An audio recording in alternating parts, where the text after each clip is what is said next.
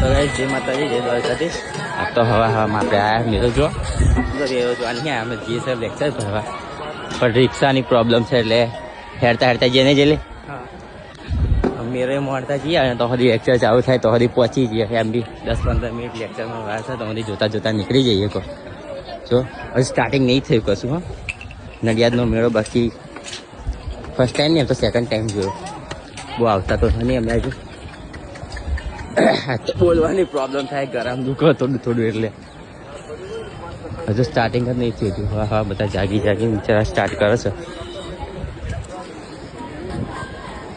બે બાકી મેળો જો આવવાનું છે પણ કાલ, આજ તો નહીં આવવાના.